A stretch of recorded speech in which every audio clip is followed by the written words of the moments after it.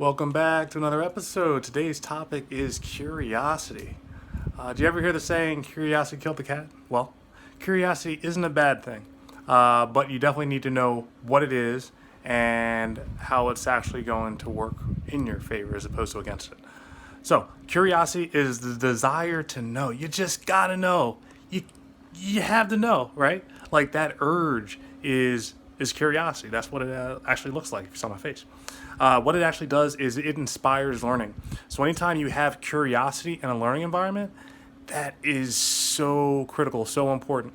Because what that curiosity actually does is it creates positive energy. And that positive energy actually goes into the learning process. And you're going to find that people that are curious end up learning a lot more and a lot faster than the folks that aren't. So as a teacher, you want to create as much curiosity as humanly possible.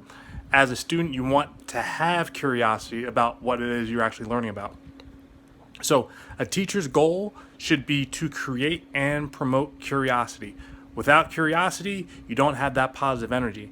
And believe it or not, the learning potential goes down because the energy goes down, right? Now, if the energy goes way down, you may not even have anyone that's in class that's actually awake. And you know, as a teacher, that if someone's not awake in your class, well, they're tuned out and you don't have their attention. So the whole point of having that positive energy and having the curiosity is that anyone that actually has that, they have a desire to know and they're going to keep their attention on what's going on. So how do you actually create curiosity? Well, there's a few ways to actually do it. Stories is one of the best ways, right? It doesn't even matter if the story does anything with a topic whatsoever.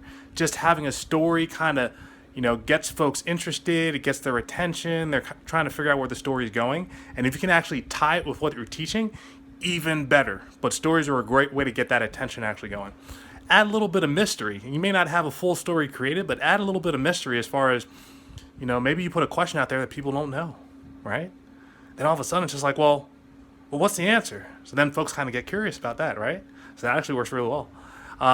Talk about what your students actually enjoy. Usually this is something that we do when we have a conversation with someone that's, let's say we met for the first time or that we don't know very well. We break the ice. We get to know a little about them. We ask them what their interests are, right? Do the same thing with students within a class environment or, that are learning from you, because that kind of breaks the ice and it gets their attention on you.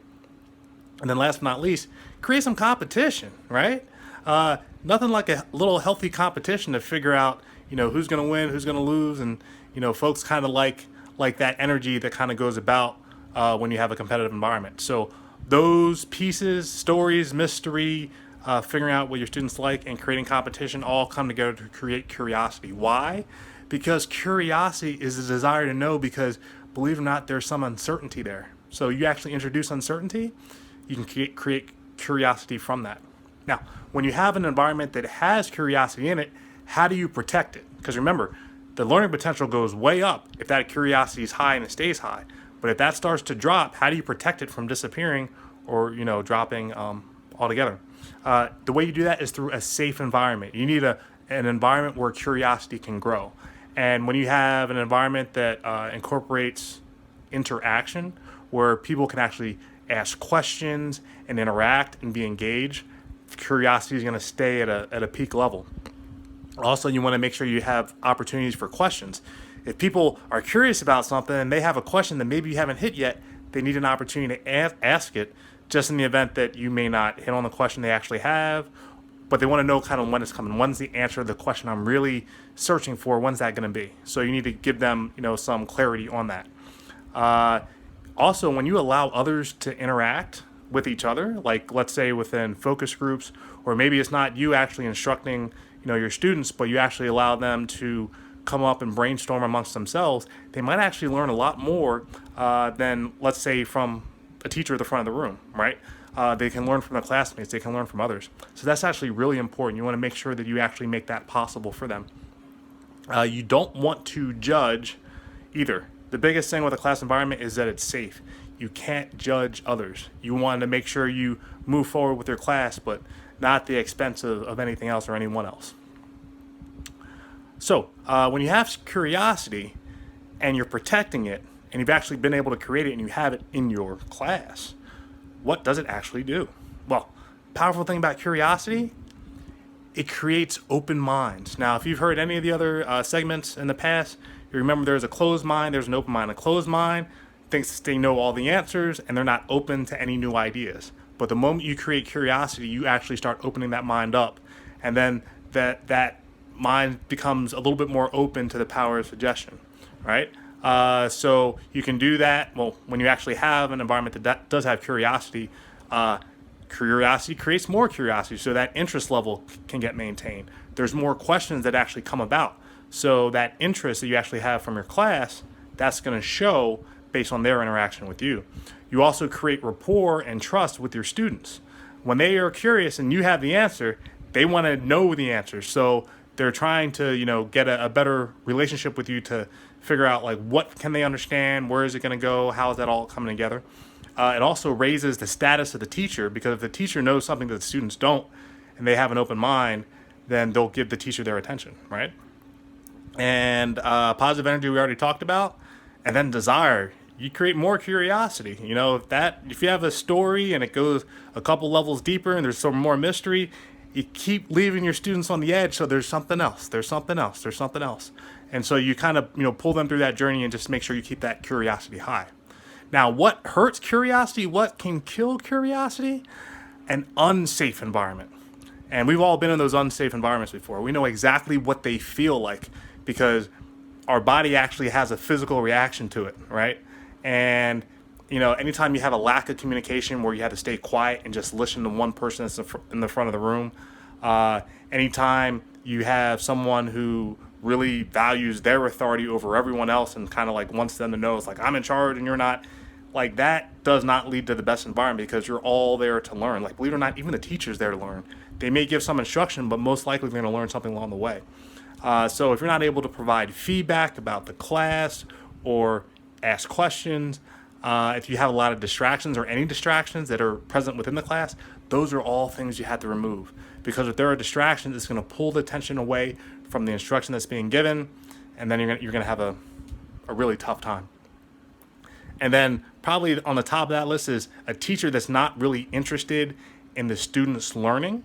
I'd say that's kind of like a bad teacher. That can be one of the worst environments because even if the environment itself might seem like it's good and it's safe, all those pieces might be in place. But the moment you have a bad teacher that is just not interested in relaying the topic, they're just like, I'm teaching it and this is the way that you're going to learn it, they're not very flexible, right? So that's something that can definitely hurt the safe environment, or it can create an unsafe environment. So that's something you want to do your best to avoid. So with all this considered, why are we even curious to begin with? Why can't we just be interested in something and just do it? Well, believe it or not, by nature, as human beings, we are naturally curious, and there's a particular reason for that. So as humans, we are all problem solvers. And the reason we're problem solvers is because we all have minds. And those minds have imagination engines, and they run rampant. They are problem-solving machines. So for that very reason, we love solving problems. Now, what do you need in order to solve a problem? You need the information, right? You need to understand the problem itself, and then you need the information to actually solve or address the problem. So that's what our minds do constantly, right? Now, in addition to that, in addition to being problem solvers, as humans, we're kind of addicted to drama, believe it or not. We're addicted to drama because we all have emotions. So we go on those emotional highs and those emotional lows, and that's kind of what drives us, right? And believe it or not, we use stories to communicate. So that uncertainty that we may say that we don't enjoy, believe it or not, we kind of need that with our emotions to be able to kind of, make those transitions up and down. And so that's why we're curious. And no matter how comfortable we get with something that's predictable, we need that uncertainty in our lives. No matter who says, oh, I want to know exactly what happens. If it did and you knew exactly what would happen, life would be so incredibly boring. And we don't want life to be boring. We want it to be engaging. We want it to be energetic. We want it to be the ride of our lives, right? So, lesson, don't lose your curiosity. It's the fuel for your soul, okay? It shares the same innocence that your imagination does. So once you actually create it, you need to protect it. All right. So I hope you enjoyed this talk on curiosity. I hope you have plenty of it with whatever you're doing. And if you're not sure on how to create it, hopefully I gave you some insight on how to do just that. Hope to catch you on the next lesson. Bye.